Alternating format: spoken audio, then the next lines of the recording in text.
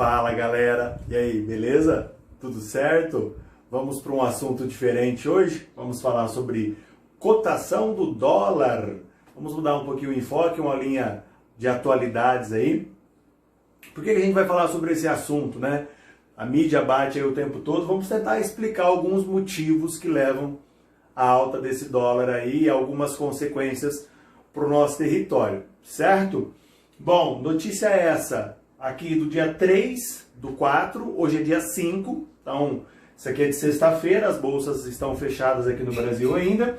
Então, notícia de sexta-feira, o dólar fechou, esse valor de 5,31 aqui era 3h30 da tarde. Nesse mesmo dia o dólar fechou a 5,32, tá? É um recorde histórico nominal. Esse recorde aqui ele não leva em consideração o valor da inflação. Se levar em consideração o valor da inflação no Brasil, o valor da inflação nos Estados Unidos, temos uma outra data de recorde que é no ano de 2002. E que se nós trouxermos para hoje, fazer os cálculos aí, vai dar mais ou menos uns 7,50 o valor do dólar. Aí seria o maior valor histórico em todos os sentidos, mas nominal, esse é o maior valor que a gente já alcançou. Beleza? Bom, temos aqui então de 30/12 ao dia 3/4, perceba uma elevação constante, né? Aqui o dólar comercial na Bolsa de Valores, aqui o dólar turismo, sempre um pouquinho mais caro, né?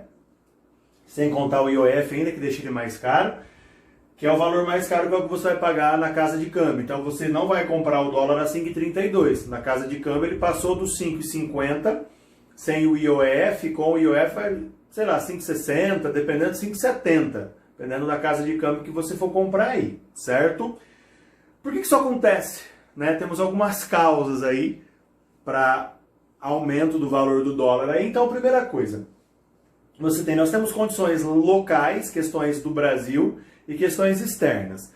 Vamos colocar essas causas aí de maneira geral e as principais, certo? Então, primeira coisa, o PIB do Brasil cresceu muito pouco em 2019, onde tivemos um crescimento aí de 1,1%, e esse crescimento é ruim, ele é muito baixo, as perspectivas eram maiores, e aí com o crescimento baixo, o investidor não enxerga potencial de crescimento no Brasil. Não enxergando potencial de crescimento, ele não investe o seu dinheiro aqui. Então, o baixo crescimento da economia, com um futuro meio incerto, com a possibilidade de baixo crescimento, ou agora com o coronavírus de crescimento negativo, o investidor tira seu dinheiro do Brasil. Vamos lembrar que o Brasil é um país emergente, um país de risco de investimento. Quando você tem situações de instabilidade na economia, o investidor, moçada, ele procura segurança. Se você tem seu dinheiro, você vai investir num lugar que te dê segurança. Você não vai investir em um lugar inseguro. E em períodos de grande incerteza, como agora, com incertezas locais e incertezas externas com o coronavírus, o investidor ele coloca o seu dinheiro em lugares seguros. E nesse momento, o lugar seguro não é o Brasil. Então isso faz com que o valor do dólar ele aumente. E também o próprio comportamento do presidente da República, quando divulgou-se aqui o PIB de 1,1%, os investidores, o mercado esperava alguma reação do governo. A reação do presidente, vocês lembram, é colocar o carioca lá vestido de presidente para dar entrevista no lugar dele, jogar banana para jornalista. Isso obviamente interfere na forma como o governo conduz a economia e na seriedade desse governo. Então isso acaba também afetando o valor do dólar, tá? Temos também uma outra questão, que é o valor da taxa Selic, que é a taxa básica de juros do Brasil. Essa taxa está muito baixa, é a menor taxa da história. Essa taxa baixa, quando você tem crescimento econômico, ela é positiva. Quando você tem crescimento econômico com baixa taxa Selic, o investidor vem, porque o país está crescendo, ele quer colocar o seu dinheiro aqui para ele crescer junto. Agora, se o país não está crescendo e a taxa Selic está baixa, ele não vai vir aqui.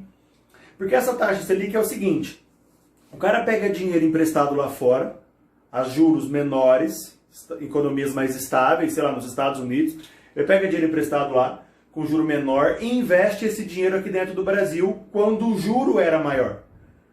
Aí ele ganha nessa diferença de juro, ele paga pouco juro lá, recebe muito aqui, ele ganha nessa diferença.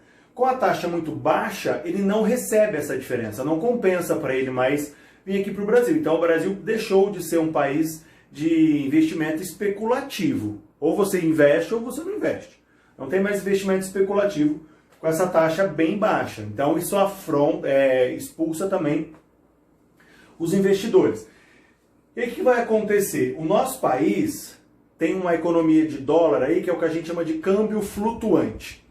O valor do dólar depende da entrada e da saída dessa moeda no Brasil. Como que entra dólar no Brasil? Quando esses caras investem no Brasil, entra dólar. E quando você exporta, entra dólar.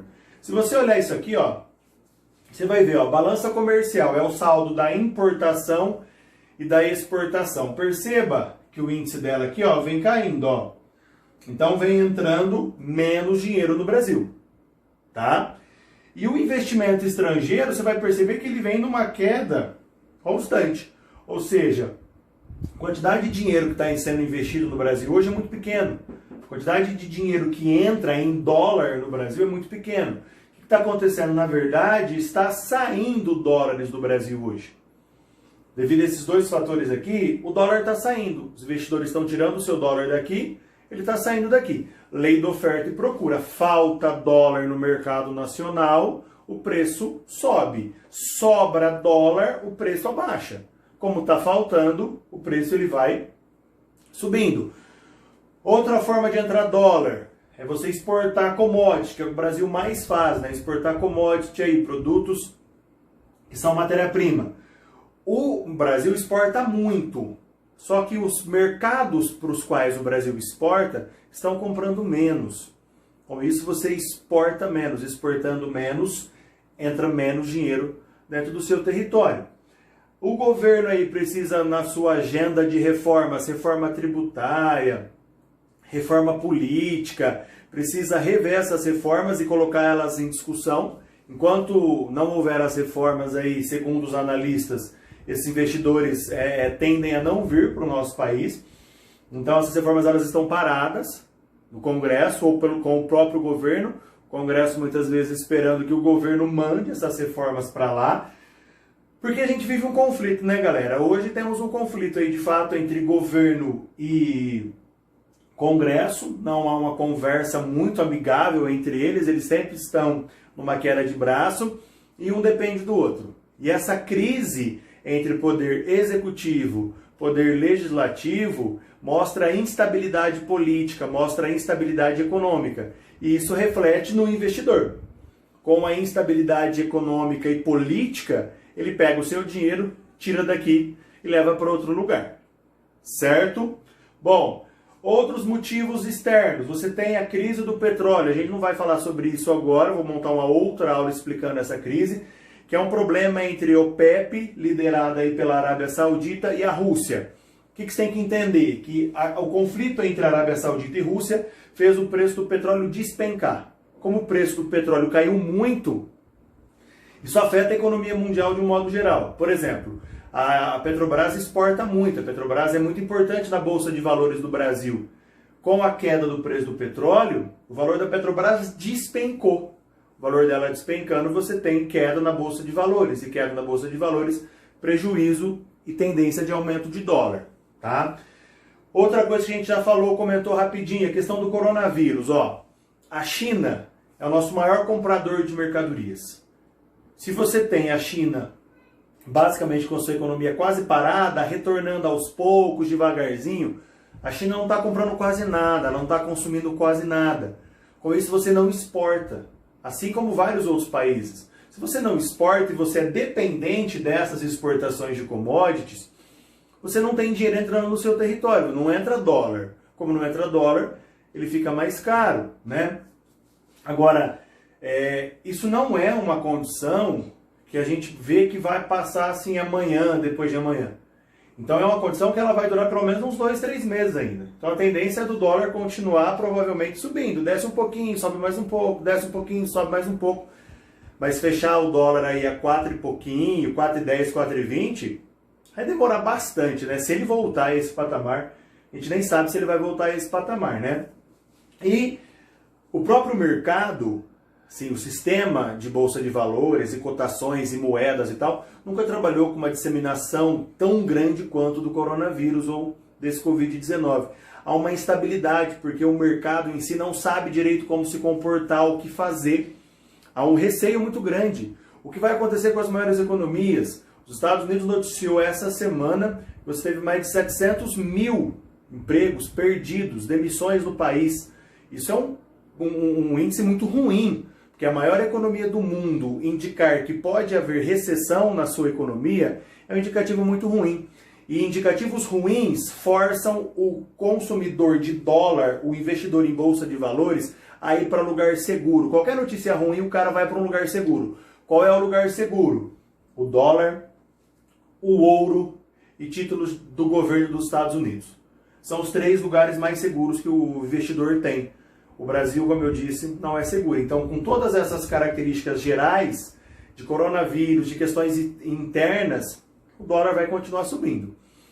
O Banco Central, ele fez várias intervenções, gastou aí bilhões e bilhões já de dólares, porque vai saindo o dólar do Brasil. E aí o preço vai subindo. O que o Banco Central faz? Ele vende dólares que o governo brasileiro tem, ele vende esse dólar para o mercado para injetar dólar na economia. Injetando dólar na economia, a ideia é que o dólar abaixe, lei da oferta e procura. Né? Você coloca mais dólar, a tendência é que abaixe. Na verdade, não está resolvendo muito. Tá? O governo está queimando muito dinheiro, queimando grande parte das nossas reservas aí, mas até agora não está tendo muito resultado positivo, não. Não está conseguindo segurar a alta, porque os motivos que levam ao aumento são muito maiores do que o dinheiro que o governo coloca no mercado, tá? Consequências desse aumento do dólar. Tem consequências positivas e consequências negativas, tá? Primeiro, a gente poderia ter um aumento na exportação. Porque com o dólar alto, a nossa moeda fica barata, fica fraca. Com a nossa moeda barata, o nosso produto fica barato. Então, se o Brasil é um grande exportador, os nossos produtos proporcionalmente ficarão mais baratos. Ficando mais barato, você consegue vender mais. Isso traria mais dinheiro para o nosso país. Trazendo mais dinheiro, as empresas que exportam teriam que produzir mais e poderiam gerar mais emprego. Gerar mais receita, mais produção, mais emprego. Só que esse aumento nas exportações não está acontecendo, entendeu? Porque o coronavírus está aí, o nosso, como eu disse, maior consumidor é a China, ela não está consumindo quase nada. Então, esse aumento nas exportações, até agora a gente está aguardando acontecer, seria uma vantagem. Mas até agora nada acontece, tá?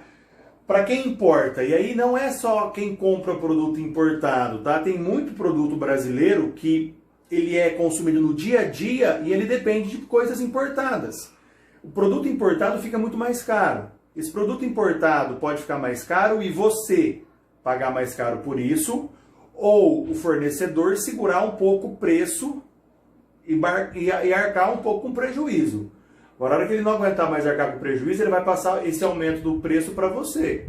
Ele passando esse aumento para você, você vai pagar mais caro. Os produtos ficando mais caros, você tem inflação.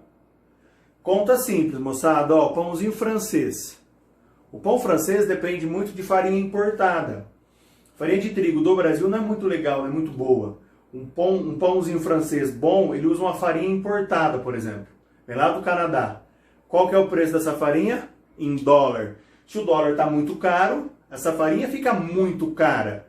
Se o dono desse estabelecimento não conseguir assumir essa diferença aí, ele passa para o consumidor. Então pode ficar caro desde produto agrícola, que o insumo, o fertilizante, o adubo é cotado em dólar, fica mais caro, aos equipamentos industriais em dólares ficam mais caro, ao pãozinho francês fica mais caro. Isso pode aumentar a inflação do nosso país aí. Então nós podemos consumir produtos mais caros, tá? Se você quiser viajar para o exterior, né, tiver com viagem marcada, claro que o coronavírus vai impedir a sua viagem, mas tá caro pra caramba. Vamos lembrar do ministro aí, Paulo Guedes, né, dizendo que as empregadas domésticas iam 3, 4 vezes por ano para Disney. Eu não sei aonde, né? Que empregada doméstica é essa, que vai 3, 4 vezes por ano, só se for com os patrões dela, porque não tem jeito, né? 3, 4 vezes por ano, uma empregada doméstica para Disney. Acho que esse cara não tá colocando as coisas muito certas, não. Mas tudo bem. Bom, Então ficou para o exterior, vai ficar mais caro, a passagem fica mais caro, o hotel fica mais caro, a alimentação lá fica mais cara, tudo fica mais caro, porque o seu dinheiro perde valor, né? Nesse ano, para você ter ideia, como o Brasil, a situação não está legal em relação à Bolsa de Valores, queda nessa Bolsa, insegurança e tal, esse ano as empresas brasileiras perderam já em investimento estrangeiro 63,3 bilhões de dólares em investimento, ou seja, elas perderam esse dinheiro. Esse dinheiro é que saiu do Brasil. Então isso aqui saiu, deixou de entrar, saiu do Brasil, tá? E com isso, saindo uma grana dessa, se o governo queima 2, 3 bilhões, não faz muita diferença, né? Então, aquela venda do governo lá de dólar não resolve muita coisa, tá? Bom, teríamos outras causas, outras consequências, mas de maneira mais expressiva são essas. Conforme as coisas forem acontecendo, a gente vai gravando aqui e atualizando vocês, beleza? Qualquer dúvida, sugestão, reclamação aí, manda uma perguntinha. Esse assunto é meio complexo, mas a gente tenta deixar mais didático possível aí. Beleza, galera? Aquele abraço, bons estudos aí. Assistam a aula novamente para tentar entender com mais clareza, beleza? Se inscreva no canal aí, curte e tamo junto, beleza? Valeu!